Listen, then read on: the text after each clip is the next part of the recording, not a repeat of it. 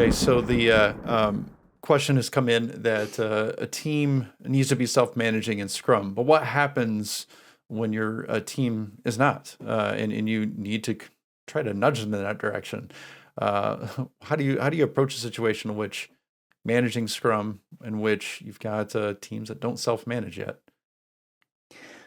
Yeah, self-management's a tricky one. If you don't have boundaries, if you don't have some sort of limits, self-management really looks a lot more like anarchy.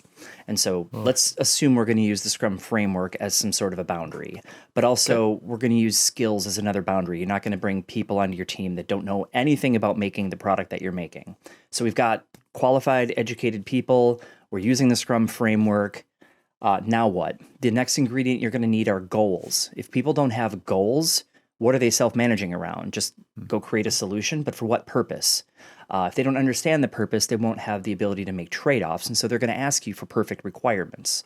So start with these basic ingredients for self-management. You need to have a goal, especially for the sprint, and ideally also a product goal, some long-range sort of thing you're after. A team of qualified people. We're using the Scrum framework correctly. Within that, solve that problem, accomplish that goal however you see fit as educated, qualified professionals. Um, that's where I'd start. I like that. I like that, having those boundaries and those sort of ingredients that make self-managing work. One thing that I've learned over time is that, I'm a problem solver by nature, right? Like, I enjoy problem solving. I went to engineering school. They bash you over the head with problem solving for 4 or 5 years, depending on how long you take. And so it's really easy for me to just jump in and start solving problems, or throwing out solutions and things like that. And I noticed early on when I was first a Scrum Master that by doing that, I was, not allowing the team to build up that skill of working through problems as a group and coming to a consensus answer. And so I just had to learn to be really comfortable with silence, not just awkward, we don't know what's going on silence, but just framing up a problem and saying, all right, this is the problem we're trying to solve. Here's, to your point, Rob, here's our constraints. It's not wild, wild west. We have some boundaries we have to work within. And here's what we're trying to go for. And then just be quiet and just wait. And maybe throw out some facilitation techniques or things like that, but like, refrain from solving the problem for the team.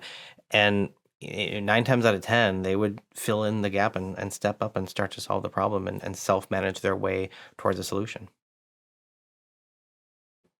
I'd like to add to this. I like what you Go guys have for it. put down. I'm going to throw a call out to management and organizational leadership here for this one. So imagine a team that's basically just been said, tag, you are now using Scrum. We're an agile company, but nothing has changed. Same scope, same deadlines, everything is the same. The difference is now you're using the Scrum framework. There may be a sense in which the team says, we don't understand what self-management looks like when nothing has changed. We are still held by the Mm. same performance standards. We're still critiqued by failure. And all the things that really need to be allowed to happen within a complex domain and environment, which Scrum supports, doesn't get supported by the organization. So you have team members who are afraid of failure. So if we're supposed to be empirical, in which experiments drive our next thing, failure is inevitable. That's part of our learning process. How can you encourage a team to be self-managing and have accountability and ownership if they will be penalized for failure? So I think there's a sense in which there's safety to fail within the constructs and the boundaries, which we just defined with the Scrum framework, but leadership and management needs to be able to support that team, be able to give them space in which to be able to be self-management, be able to be self-managed without the penalty. That's kind of my thought on that. So call out to management and organizational leadership. Sounds good. Holla. Hey, thanks for watching that video. Did you like what you heard? If so, you're going to love our Scrum classes. See, not only do we talk about these ideas on YouTube, we're also professional Scrum trainers, and we'd love to have you go to our classes. So if you need to level up as a Scrum Master or a product owner, maybe you need to learn how to scale Scrum or combine Kanban or UX with Scrum, click the link in our description and you'll find a list of our upcoming classes. If you like this video, just leave us a comment. And if you got some positive feedback, we'd love to hear it. And if you've got some negative feedback, well, we'd love to hear that too.